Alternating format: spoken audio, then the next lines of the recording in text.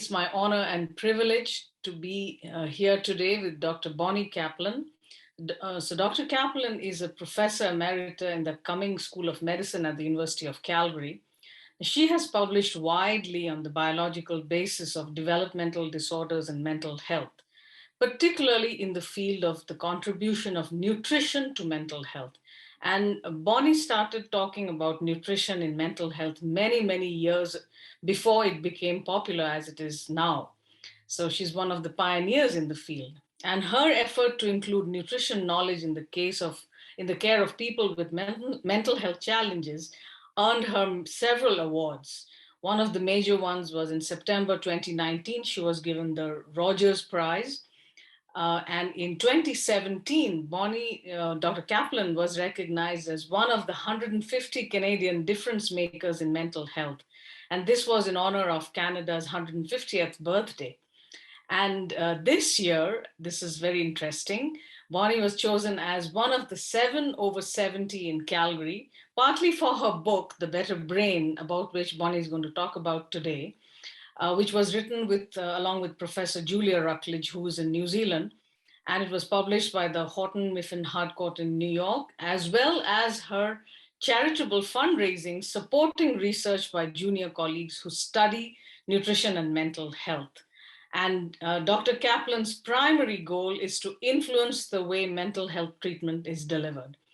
And before we move on to the book, I just have one small message. If you are interested in anything about mental health, this book is a must read. And I'll hand over to Bonnie now.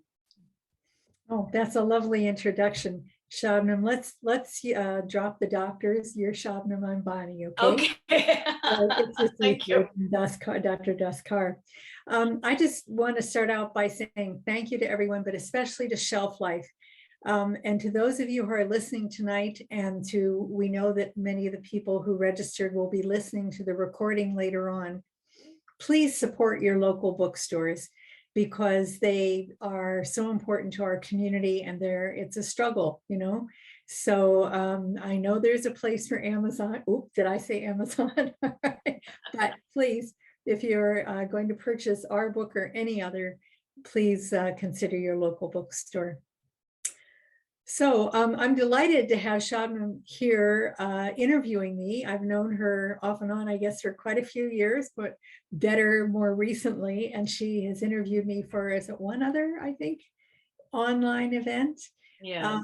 So I look forward to hearing how the questions have changed. They haven't changed a lot, actually. So the first question, Bonnie, is why a book now? So the flippant answer is that I retired from academia, so I had more time. But the serious answer is this book was born out of frustration. There is a vast amount of good peer-reviewed scientific literature, randomized placebo-controlled trials, epidemiological surveys from all around the world, showing the importance of nutrition for brain health. And that message is not getting out to the public.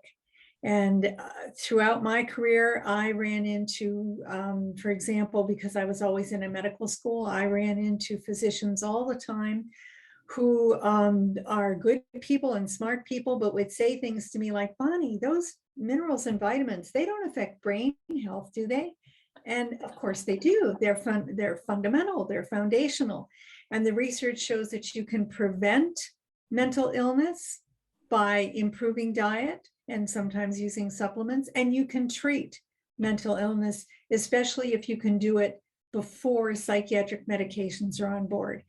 So in a nutshell, my dream is to, and it's so doable, to change the mental health system, especially for children, because the public should be jumping up and down and saying, let's protect our children's brains from those heavy duty psychiatric meds, some of which eventually become necessary. This book is not anti-medication, as you know, but it's a nutrition first approach. So should I say something about my co-author, Shabnam? Yes, you definitely should. And after that, I'm going to ask you, Bonnie, what made you get into this field of research, which Back when you started, this was not common. I mean, I think there were just a few handful of people researching this.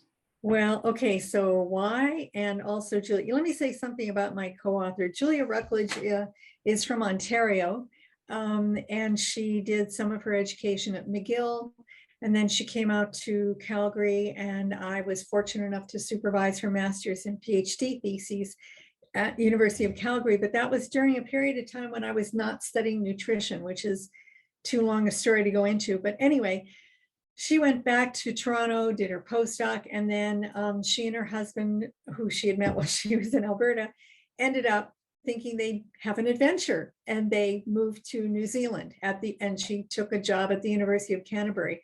And that was 20 years ago, and she's been there ever since. But currently, the important thing for this audience to know is that she has, I'm pretty confident of this, the most active scientific research program in the world right now, since I retired, doing clinical trials of micronutrient treatment of mental disorders. So she's incredibly productive. And so she was a very, very important co-author for the book. So then you wanted to know, why did I get into it so early? It's because my background wasn't just in psychology, Shabnam. I don't want to bore this audience, but basically, I was always interested in physiological psychology, the biological basis of behavior. I did my postdoc in neurophysiology, and I was working in research in neuroscience for a few years. This was in the neurology department at Yale University before moving to Calgary. So all throughout those years, I just took it for granted. I mean, everybody with a neuroscience, a psychopharmacology background or whatever, they know that nutrients are absolutely foundational for what enables our brain cells to work. And in the meantime, I was watching mental illness skyrocket, just and thinking, well, why aren't people looking at nutrition? So that's a short answer. Actually, I have one slide about the prevalence rate. Shall I turn to that? Yes, Bonnie, before you talk about the high incidence of mental health challenges now, I just wanted to clarify one expression that you used. So Bonnie mentioned clinical studies that Dr. Julia Rucklidge is involved with. Now, if many of you may not be familiar, so in the medical health world and all, clinical studies are considered to be one of the highest ranked studies. So it means essentially, in our terms, it would be an intervention. So here in this case, this is a nutritional intervention, either food or food and supplements. So an intervention. So one group of people get the nutrition or the broad spectrum nutrients, the other group doesn't get. And that is considered one of the highest ranked, kind of studies, because there are a lot of other studies where there are large numbers, but they are essentially looking at people who are self-reporting on what they're eating. And as we know, I don't remember what I ate 3 days ago. So some of those research, there are a lot of, I don't want to get into the details, but essentially what Bonnie meant is this is very, very serious research. And when she talked about peer-reviewed journals, those are the highest ranked journals in any field. So yes, sorry, Bonnie, I just interrupted you on your flow. That's good. I see June put the link in the chat line for buying the book online. Just thought I'd draw it to everybody's attention. And thank you for the comment, Shabnam. So listen, this is not a lecture tonight, so I'm not going to be showing a lot of slides, but Shabnam and I talked about it ahead of time, and we thought I'd have a few as backup if I wanted to show something. So I'm going to show you one slide, just one picture, because it's kind of horrifying, actually. This is, hold on. The prevalence of people diagnosed with a mental disorder from before 1960, and that comes from a book written in 2001 by E. Fuller Torrey and Judy Miller. And that shows that the prevalence rate was less than 1% internationally. 1960, it was pretty well accepted when I was in school that it was maybe 1 to 3%. And then we had the psychopharmacology revolution, by the way, which was going to solve everything in mental health. And I'm not saying it's the cause of this, but certainly it has not solved the problem. And so now According to the World Health Organization, the prevalence, the point prevalence, which is at any point in time, is 20%, and the lifetime prevalence is 50%, which is crazy. 1 in 2 of us. And now, if any of you are sitting there thinking about, well, this is partly because we have more DSM diagnostic boxes to put people in, that is true. And it's also because people are more likely to come forward and seek help. That's also true, and we want that. But there is nothing in the literature that I've seen for more than 5 years that suggests that this skyrocketing epidemic can really be explained that way. Most people really seem to think there is something going on, but they're not looking at what to me is obvious, which is the truth. So I'm going to take this off the screen so we can just continue talking. So Bonnie, you used the term psychopharmacology. So would you tell us a little bit about what that is meant? And my next question would be, traditionally, how are mental health challenges diagnosed? Because you mentioned the DSM criteria as well. I mean, most people I know are probably familiar, but maybe just for clarification. Yeah, that's great. And also, while we're on definitions, I'm going to give a quick, I use the term micronutrient, Shabnam, so I'm going to give a quick definition. So definitions, first of all, psychopharmacology just refers to the use of medication to treat mental health problems. Whereas a more general pharmacology, you might be taking something for your blood pressure or whatever. So it means it's applying pharmaceutical drugs to mental health problems. And it's a fairly new development, really took off in the 1970s. I think Prozac was on the cover of Time magazine in 1989 or somewhere about there, where it was like, everybody should take Prozac and we'll all be happier, you know. Anyway, and then the other definition, I think this is a serial learning curve. I can't remember the second thing you said. The third one is micronutrients. What was the second? The second one was the DSM criteria. How are mental health challenges diagnosed today? Well, yeah, it's a very interesting question. People think that there are the diagnoses are so firm, and because they're based on some kind of data, but in fact, they're all based on self-report or parent report for a child, because we have no biomarkers that are valid and reliable for detecting mental health problems. It's just the way it is. And one of the things that those of us who've studied micronutrient, well, I'll explain micronutrient in a minute, micronutrient treatment are very well aware of, is that those DSM boxes don't really, I mean, we use them because otherwise the medical journals will not publish our work. We have to say people met criteria for such and such disorder. But we're aware that when people do get better, and not everybody does, but when people do get better, they get better across the board. It's like some kind of brain tune-up going on. And so we're studying maybe their impulsivity and inattention, ADHD or something, and they come in and they say they're sleeping better, they're less constipated, they have more energy, they're all kinds of things get better, they're calmer, whatever. And that, I always am reminded of that, because I tell people, look, God did not design our brains with the DSM in hand. So that is so true. So Bonnie, you're going to talk about the micronutrients. Yeah. So I guess it's the only piece of jargon I think I'm going to use for the rest of the evening. Macro means big. So the macronutrients are things like the carbohydrates, fats, proteins, and you see them on every package, you know, to show you the breakdown. They're large groupings and they're large molecules, etc.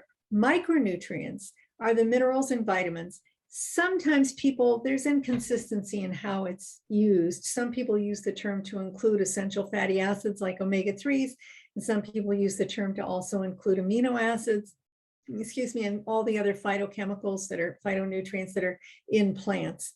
But generally, Julie and I, especially for the book, but in lots of papers we've written too, we've had to define the term how we're using it. So it's primarily the roughly 15 minerals and 15 vitamins that we should be consuming every single day. And some of them are in very small amounts, very tiny trace minerals. Others are a little bigger, like calcium. So Bonnie, many of the micronutrients are what we would call essential micronutrients, right? By definition. So essential meaning our bodies don't make them. So obviously we have to get them from our food or by supplementation. Am I right in saying that? Absolutely right. And a lot of people don't realize how dependent we are on plants because they're much smarter than we are. And our gut microbiome is much smarter than we are. So I'll tell you why I'm saying that. If we have healthy soil, and that's a real problem right now, but if we have healthy soil, then it will have roughly 15 minerals in it.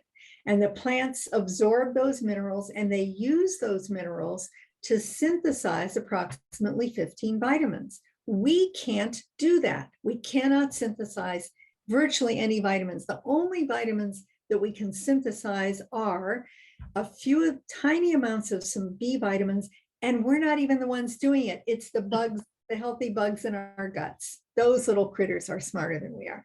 So anyway, we come along and we eat these plants, which if they're healthy and have been very clever, are going to provide us with 30 micronutrients. Or we come along and we eat the animals, which have eaten the plants, because of course, you know, the cattle that we eat, etc., they are eating those plants too. And that's how we get those micronutrients, or we take supplements. Thank you, Bonnie. And in the book, you and Julia have explained that very beautifully on how the soil has got depleted. So if you want to know more about that, I definitely encourage you read the book. I'm talking to everyone in the audience. So the next thing another, very important point I want to highlight is Bonnie and Julia have nothing to do with supplement companies. They don't make money from supplement companies. They don't sell supplements. And sometimes people get confused because they are independent researchers. The supplement companies don't even fund their research. Now, you can't say that about a lot of pharmaceutical research. So that is something I just wanted to highlight, that Bonnie and Julia don't make money from supplements at all. So that is what gives us a whole lot more confidence about these supplements and the broad spectrum micronutrients that Bonnie's going to talk about very soon. I'm just rushing ahead because then what it tells us is their research is independent. It is not biased by some company paying them money to do the research and more importantly influencing the results. That would be like unthinkable. So Bonnie, given that the rise in mental health challenges, this is like so alarming. Now obviously there are many different reasons, but would you say that one of the major ones is what is missing from our food today? Well, of course, I try not to see the whole world with nutrition on the lenses of my glasses, but it certainly is the most overlooked one, Shabnam. I mean, who doesn't know about all the social indicators which predict risk for mental health problems, all the socioeconomic problems, family dysfunction, etc., which, by the way, have nutritional fallout, right, for sure. But nobody is talking about nutrition, and that nutrition is the foundation of both our mental and our physical resilience. So that's why I feel comfortable beating the drum, so to speak, to try to educate the general public about this very important thing. And also because people are making such bad food choices. A lot of us, we're doing it to ourselves. And over 50% of what North Americans are putting in their mouths now, over 50%, is from ultra-processed chemical products, which have virtually no micronutrients. They have trivial amounts of maybe 2 or 3 out of the 30, and that's it. And they aren't even required to label those. And so, when we cut out those micronutrients, we are starving our brains. We certainly are not starving our brains of the macronutrients. We're getting lots of sugar and lots of fat. That's going on for sure. And salt, lots of sodium. That's the one mineral we're getting too much of. So basically a lot of people are eating what you and I would probably call food-like substances. And they're not really food. And so, Bonnie, I know you've said this before to healthcare professionals, that our mental health challenges essentially nutritional depletion problems. So Bonnie, why would all these, 36 different vitamins and minerals be so important, particularly for mental health? They are important for all health, but particularly in relation to mental health, because people often don't think of food and nutrients in terms of, many of the mental health challenges. So Right. why would that be so important? So a big reason I wrote this book, or was motivated to write it, and then twisted Julia's arm. I mean, she's very busy. She's still in a full-time career, but convinced her that it was really important, is because for about 15 years, there's one picture which I have been showing in every single talk. And I'm going to show it to this audience in a moment. And it's in our book. And it just has such a profound effect on people in the audience. People email me later or tell me afterwards, I didn't know. It's the first time I've understood that what I'm putting in my mouth really is important every minute of every day.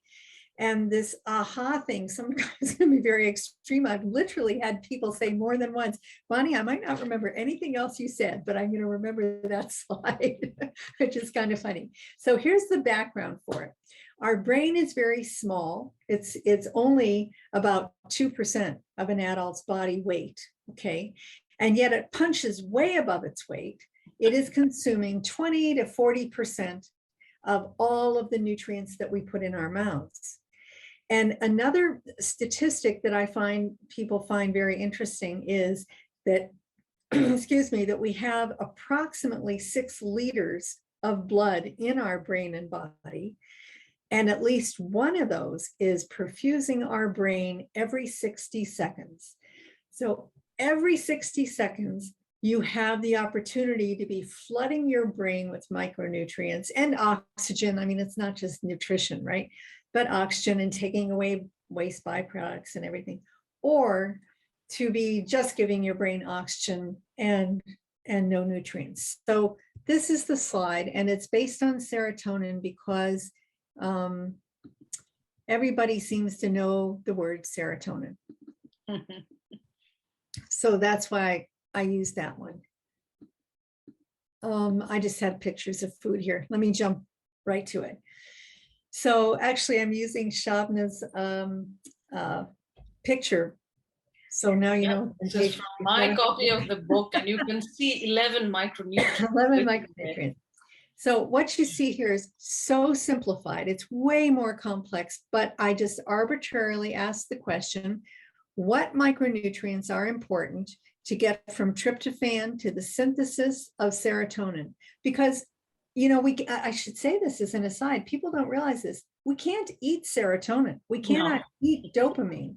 We cannot eat the neurotransmitters that our brains need to have the neurons talk to each other. We have to produce them. And so this is what's involved. And this really simplified version doesn't show any of the enzymes or any of the individual, we just call them chemical A and chemical B, etc. But the point is that every arrow is an enzymatic reaction. And what is not taught in schools, pardon me, but should be, is that every enzymatic reaction requires cofactors that incorporate minerals and vitamins. So this step uses iron, phosphorus, and calcium. If you don't have enough iron, phosphorus, and calcium circulating in your brain to make this step work, it is sluggish, and this whole production of serotonin is slowed down. It is inefficient. From chemical A to serotonin, the only micronutrient we could see is B6, which is a really important one for brain health, by the way. The breakdown products that get from serotonin to chemical D, you have 2 B vitamins and a trace mineral that some of you might not even have heard of, molybdenum. And the same thing goes over here, breakdown products from tryptophan and over here to chemical C. So all in all, in this simplified, tiny, tiny little piece of a huge, elaborate system, you need 11 micronutrients. So you got to ask yourself, what's in I spoke for more than a minute there. What's in the liter of blood that just circulated through your brain during the last minute or two? Do you think that you had all of these micronutrients? I mean, if you are eating a diet that is a whole foods diet like that, with, you'll recognize this as a Mediterranean kind of diet, then you were getting all of these things, fruits, vegetables, if you're not a vegetarian, fish, meat, dairy, etc., whole grains, not the simple carbs and starches, olive oil whenever possible, nuts and seeds. And this is the way to save money, and why there is this stupid myth out there that a Mediterranean or whole foods diet costs more than processed food. Not so. And we have scientific data to prove it. We have clinicians in Calgary have proven it to their patients. And the reason is, I mean, that's if you don't have to eat steak and lobster every week, then you learn how to cook with dried beans and legumes and you save money. And Thank by you. the way, I think the next picture says it all. This is expensive. And it is expensive, Bonnie, not just in terms of how much money someone is spending at that point. Like, I'm not sure if anyone has worked out the impact of poor health, not only mental health, of all health. Like, how do you put a value to that? That's not just, the dollars that are coming out of your pocket. It's so many different things in that. And that value is like way more than what you're paying at that point for the food. And in the book, Bonnie and Julia have some lovely recipes. In the other book club, we had some people actually trying them out. And they did say that, I forget, Bonnie, which recipe was it, which they liked very much? I think it was one of the whole grain stews and everything that we make in I think there was a bean, bean preparation. Something or other, yeah. Yeah, so there are a lot of recipes as well in the book. Now, the next thing is, Bonnie, because I'm just keeping an eye on the time. If Yes. any of you have any questions over, just anything that you need some clarification about what Bonnie has talked about so far, please go ahead. Either you can type I think typing in the chat box would be easiest. Sure. Also, may I just point out, I often find people want to talk to me afterwards, maybe a personal situation or whatever. I'm not a clinician. Don't come to me with, help me that way. But I can sometimes put people on a pathway. And a good way to reach me is through my website. You can email me through there. And my website is my name, but with my middle initial, because there are too many Bonnie Kaplans in the world. So you have to have bonniejkaplan.com. And feel free to email me, any of you. Thank you, Bonnie. So, so far, I don't see a question. So the next thing is, Bonnie, in the book, now you and Julia talk about some very serious mental health challenges. It's not like, it's not any simple stuff. So would you tell us a little bit more about how you started, researching these particular broad spectrum micronutrients for very serious mental health challenges? How did the whole story start? It's too long to tell you the whole story, but I'll tell you a couple major points. So because I was interested in nutrition and mental health, I did a really exhaustive review, published that in 2007 in Psych Bulletin, which is a very high profile psychology journal. It was called Vitamins, Minerals, and Mood. And I summarized all the research from about 1929 up to the year 2000. And I had to trim the article to get it published, but there were hundreds of studies and clinical stories of small improvements when people were given a particular micronutrient. Like, for a while, you would think that schizophrenia was due to inadequate manganese. There were a few studies on manganese, a dietary mineral, calcium, B vitamin here, C there, etc. But everybody was approaching it the way we had approached things like scurvy. Scurvy is a frank deficiency disease associated with deficiency in a single micronutrient, which is vitamin C. You can prevent scurvy, or you can treat it with a very small amount of vitamin C. But there is nothing in the brain, and this is what I took away from all that literature. Our brain is just too complex to be affected by a single nutrient. And so, leaping up to the present time, so that we don't put people to sleep here, the way I usually describe it now is that just ignore the single nutrient studies. They're the ones that get the funding, by the way, which is really tragic. But vitamin D is not going to fix depression. And omega-3 fatty acids are not going to make mental health problems go away. That doesn't mean you shouldn't be making sure you get your vitamin D and your omega-3s, but you need to look more broadly at all the nutrients that your brain needs. In between, there is one exception, and that is the research on B complex. So the cluster of B vitamins is really very interesting, both for prevention of dementia, and we talk about the VitaCog trial from Oxford University in our book, and also for treating, I guess you would say, stress, for improving resilience in the general population. I have never heard even an anecdote that B complex is going to fix generalized anxiety disorder or a frank anxiety problem.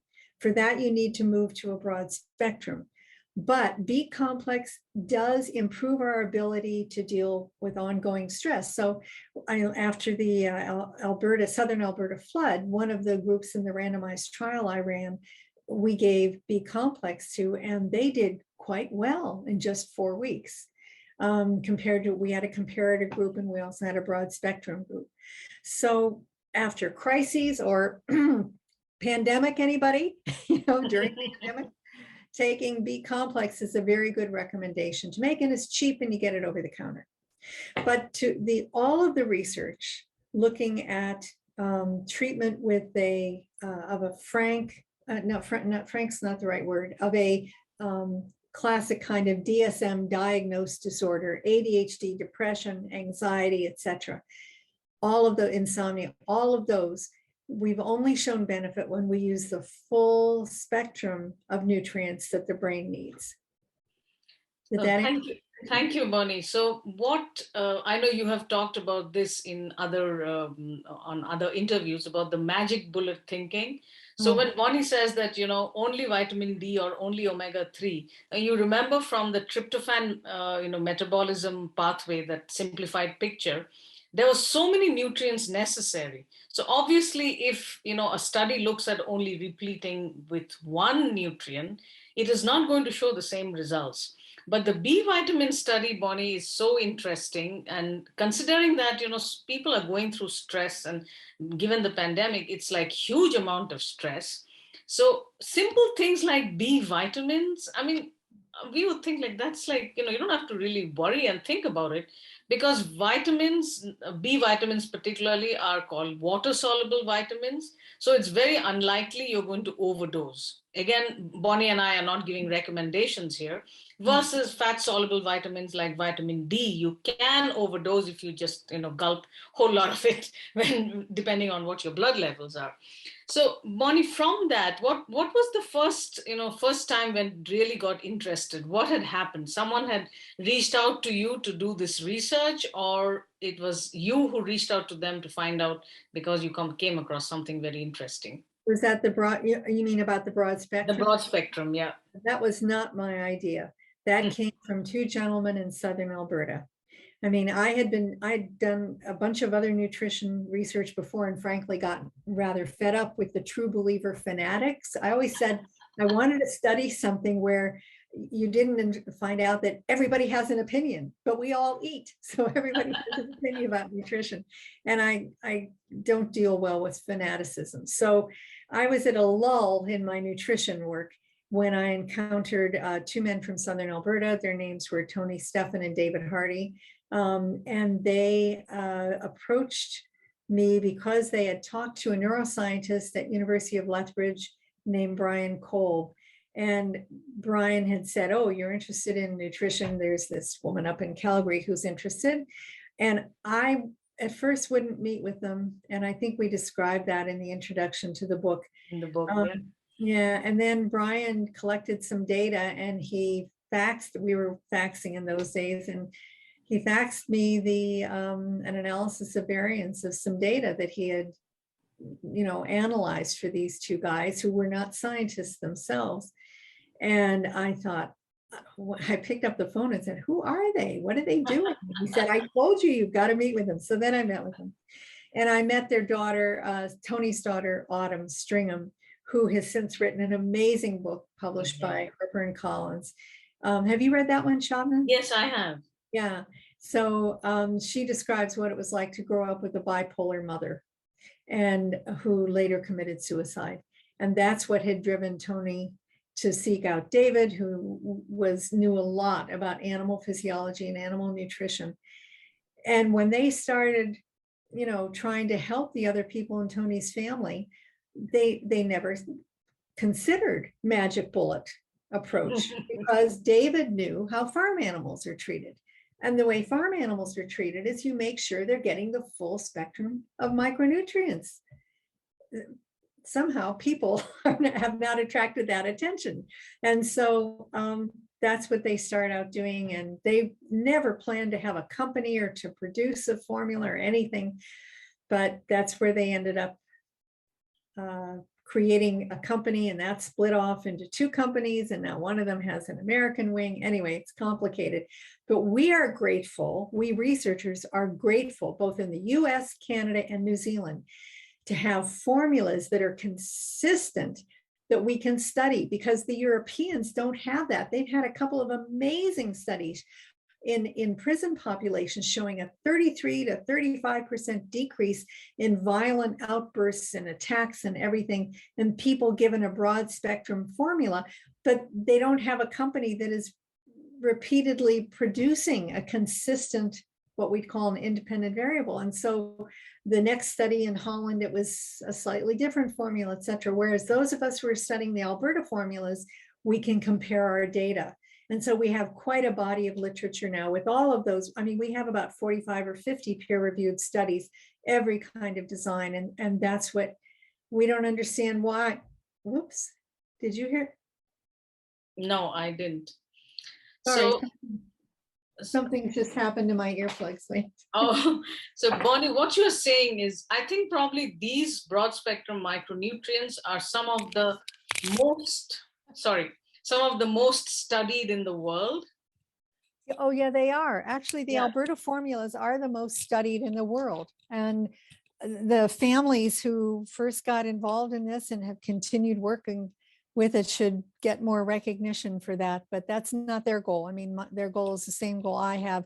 We just want to change the way mental health treatment is provided, especially to people when they are first diagnosed. I have gone to clinics and said, just educate people. I'm a nutrition first person, supplements second. Our book is that way too. Yeah. Just teach them how to eat whole foods instead of, processed products. So, I mean, there's just no question that this would cut down, based on some Australian research, it would probably eliminate as much as a third of the depression that the people are presenting with. So, absolutely. Yeah. And the other thing is, now we have a question about meal plans. No, I don't think you provide meal plans, but these are just lots of recipes and you can create the meal plans yourself. I don't, Bonnie, do you have meal plans in the book? I don't remember. We did, but I think that got lost on the cutting room floor when 2 weeks before the manuscript was due, they said, by the way, cut 10,000 words. So I'm at a loss at the moment. I forget whether I should grab the book and look whether any of the meal plans survived. I don't remember meal plans, but I do remember there were some excellent recipes. Yeah. So because we are going to run out of time, because Bonnie and I would like to keep time for your questions. The second most impactful slide. Second most impactful page in the book. The first one was the abridged tryptophan metabolism, and I'm a functional medicine doctor, so I do study, supplements and nutrition and things like that. Even to me, that page was so impactful that I have, borrowed Bonnie's idea and used a similar one for other conditions now. Now, the next one, again, I think, Bonnie, I don't know whether we need to go over this, or should we go to the ones where you and Julia talked about the therapeutic doses of nutrients versus just RDA, just meeting the recommended dietary allowance? Sure. So people are asking, can't they just go take a multivitamin mineral formula over the counter?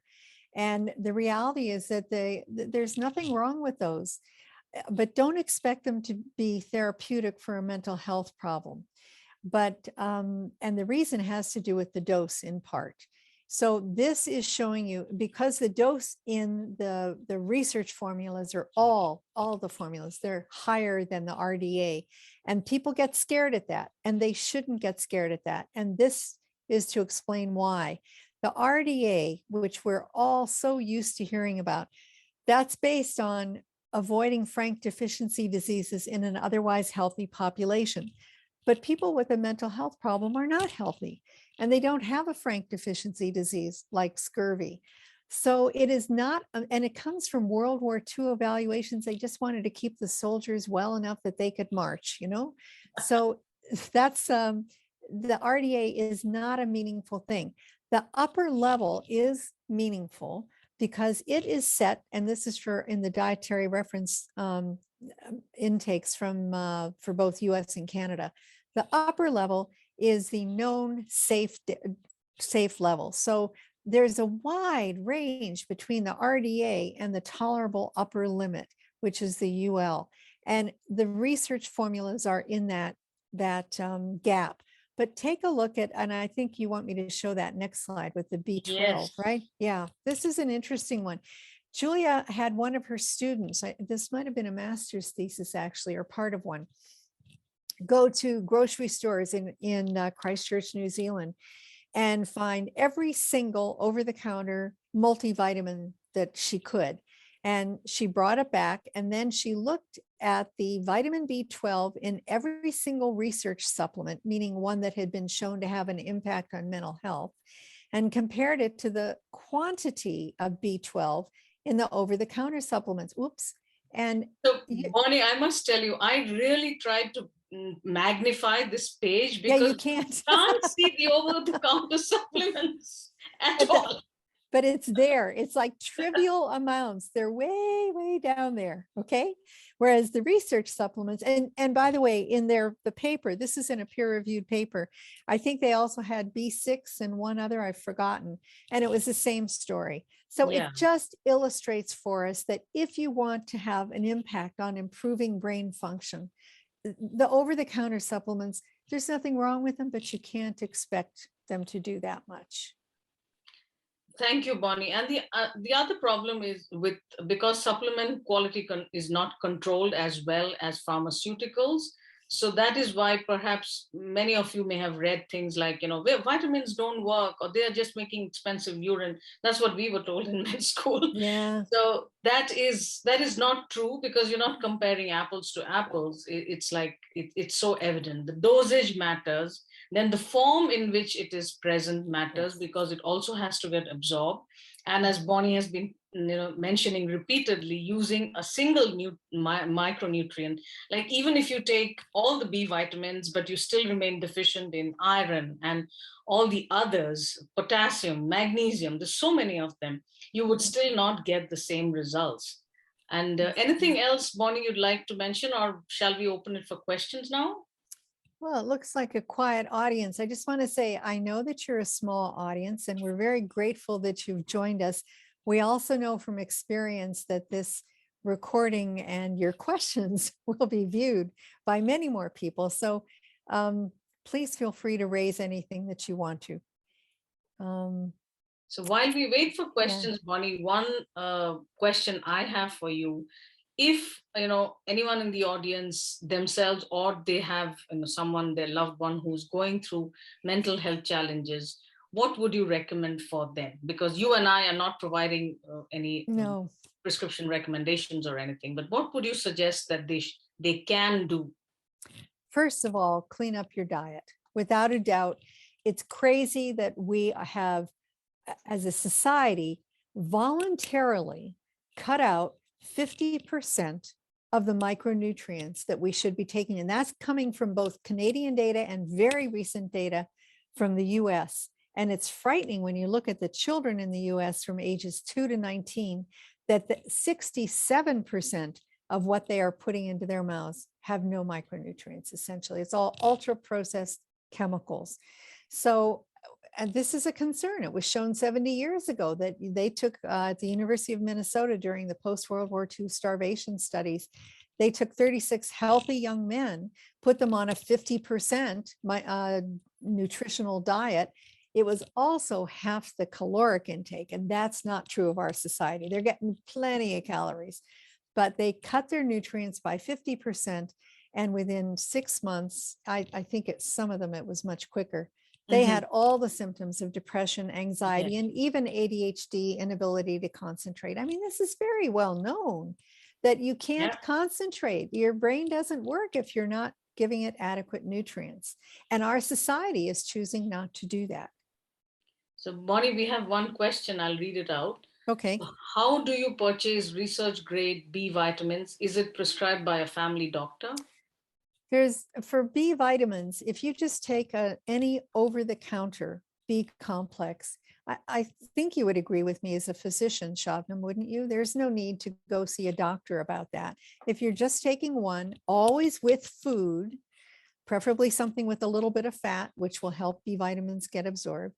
I usually tell people just take one after breakfast every day. Your urine will probably turn bright yellow. Don't be frightened. It just means that you're shedding some of the riboflavin, which is one of the B vitamins, because you maybe don't need that much of it.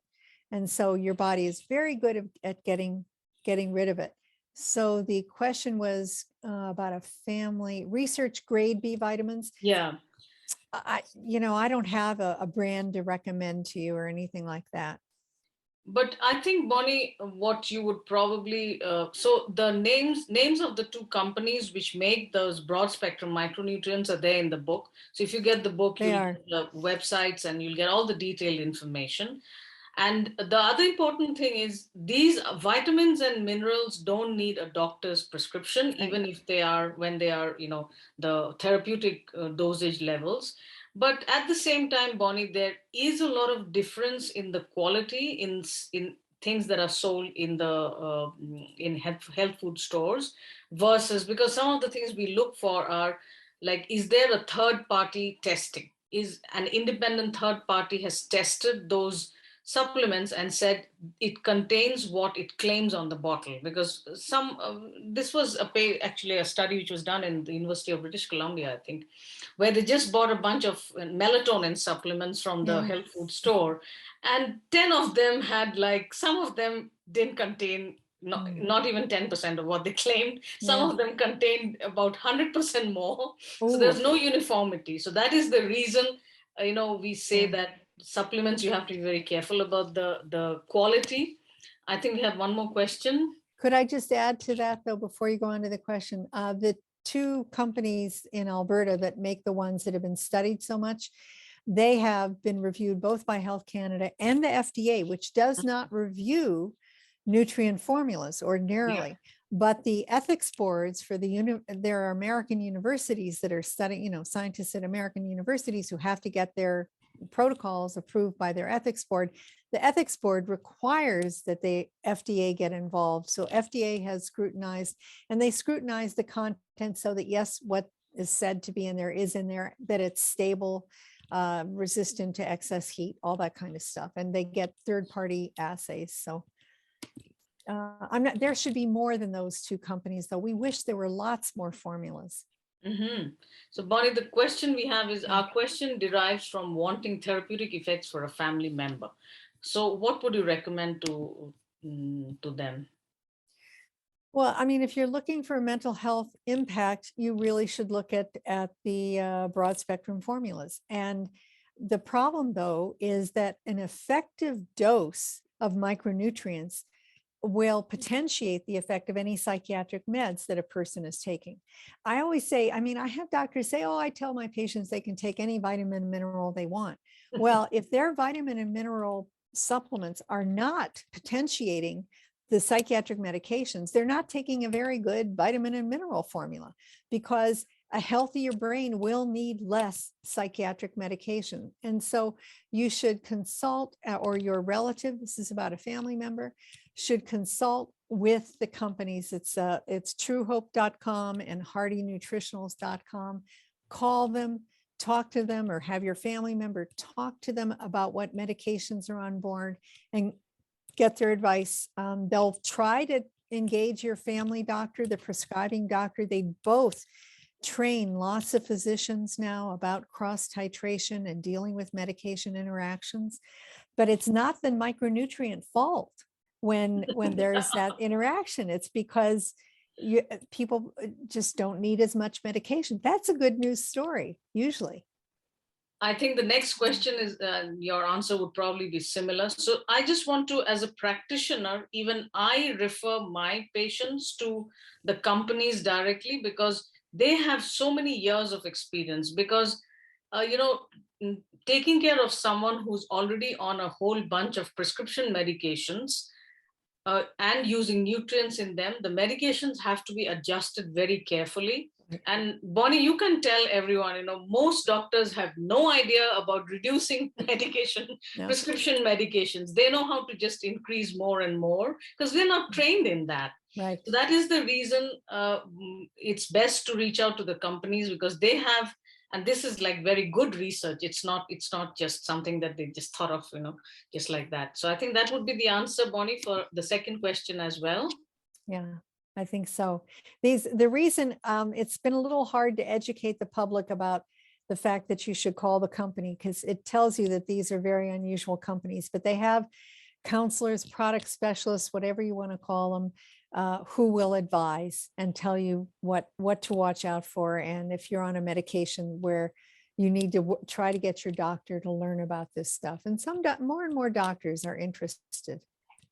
Yes, that is a very hopeful message. Yeah, that a lot of doctors are interested in knowing more about nutrition and more about therapeutic supplementation. I mean, not just like just have some, vitamin D, 1,000 international units will do for you. So I think we don't have any more questions. Thank you, everybody. Thank you very much. Thank you to my old friends who are on the list here, Marcia, Paul, etc. Nice to see you too. And thank you, Shabnam. I really appreciate your questions. You guide me through this so that I don't go on and on too long, hopefully. And if you want to see an actual evaluation, everybody, just read chapter 11 in the book. It really, that's where Julia really spent a lot of time making sure that we were fair to all the research formulas out there. And yes, you can pick up a copy at Shelf Life for sure.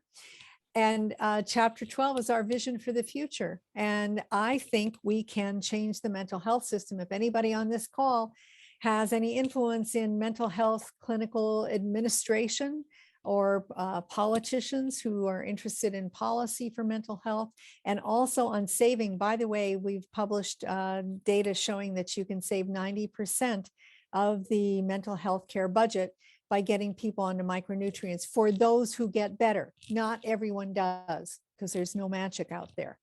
But if we could even, help 10% of the people, that would have an impact on our provincial budgets. So get in touch with me if you have contacts for that. Thank you, Bonnie. And it's my honor and pleasure to be here with you. And Bonnie, you're already making a whole lot of difference. It's not just you hope to make, you have made already, and you are changing a lot of thinking. And the other important thing, there was something else I wanted to mention is thank you very much. People have said about what a wonderful speaker you are, and just grab the book. That's all I'd like to say. And thank you, everybody, for investing your time with us. Thank you very much. And June, would you like to add anything else? And my one recommendation is just get the book. The book has so much more than what Bonnie and I could talk about in 1 hour.